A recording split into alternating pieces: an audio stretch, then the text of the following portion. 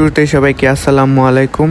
দেখতে দেখতে রোজা প্রায় শেষ। তো প্রতি বছরের ন্যায় এই বছরও আমার নানুর বাড়িতে 27 রোজার দিন আমরা একটা ইফতার মাহফিল আয়োজন করে থাকি। এখানে আমাদের 4-5টা মসজিদ, মাদ্রাসা, এতিমখানা ও আশেপাশের লোকদেরকেও খাওয়ানো হয়। এই সকল কিছুর উদ্যোক্তা হলেন আমার নানা ভাই, যদিও সে আমেরিকায় থাকে, কিন্তু তারপরও পুরা গ্রামবাসীর প্রাণ হচ্ছে আমার নানা ভাই। আমার নানা ভাইকে সবাই অনেক বেশি ভালোবাসে। তো দেখতে দেখতে দিক দিয়ে চলে আসছি, আর এটা হচ্ছে আমাদের বাড়ির রাস্তা। গ্রামের এই চারপাশে প্রকৃতি আর নিস্তব্ধ পরিবেশ আমাকে সবসময় মুগ্ধ করে থাকে। তারপর আমাদের জমিগুলো অতিক্রম করে এখানে হচ্ছে আমাদের গুরুস্থান, আর ওই নীল বিল্ডিংটা হচ্ছে আমাদের মাদ্রাসা, আর এটা হচ্ছে আমাদের মসজিদ। মসজিদের পাশেই হচ্ছে আমাদের পুষ্কুনি, মেনসিঙ্গা ভাষায় আমরা পুকুরকে যেটা বলে থাকি। আর এই তো এটা হচ্ছে আমাদের মসজিদ। মাশাআল্লাহ, মসজিদের সাথেই হচ্ছে আমাদের মাদ্রাসা। পরবর্তীতে এটাকে আরো বড় করা হবে ইনশাল্লাহ। তো তারপরে এদিক দিয়ে বাড়িতে চলে আসছি, আর হচ্ছে বাড়িতে আমাদের আগের দিন থেকে কারেন্ট ছিল না, যেহেতু ঝড় তুফান ছিল, গ্রাম সাইড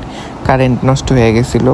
তারপরেও সবকিছু সুস্থ সবল ভাবে শেষ হয়েছে আলহামদুলিল্লাহ। রান্না সব কমপ্লিট হয়ে গেছিল। তারপর সবাই উঠানে একটু আড্ডা দিতেছিল, আর এদিক দিয়ে পানি ছিল না, তো সবাই মিললে একদম কল চাপে চলে যেতেছিলাম পানি আনতে, যেহেতু কারেন্ট ছিল না, পানিও শেষ। আর এদিক দিয়ে আমরা মসজিদে চলে গেছিলাম যে ইফতার সবাই ঠিক মতো পাচ্ছে কিনা সেটা পর্যবেক্ষণ করার জন্য। তারপর একে একে সবাই এদিক দিয়ে বসে গেল, আর আমরা সবাই হাতে হাত লাগিয়ে কাজ করা লাগাই দিলাম, যেহেতু মানুষ অনেক ছিল। যে আমার আরেকটা নানার ভাই হয়রান হয়ে গেছিল কাজ করতে করতে। তো এদিকে সব মুরব্বী ও বড়রা বসছিল মসজিদের, মাদ্রাসার আশেপাশের। বাইরের দিকে বসবে আরেকটা ছোট বাচ্চাদের গ্রুপ, আর এইদিকে হইছে সব বাচ্চা গ্রুপ, আর ওইদিকে সব হইছে বড় গ্রুপ।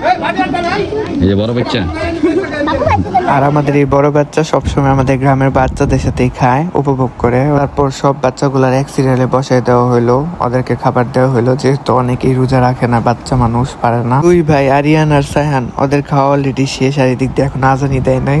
আর এদিকে বাড়ির উঠানে ছিল আমাদের মহিলাদের জন্য সব ব্যবস্থা করা, তারাও একে একে সবাই বসে পড়ছে।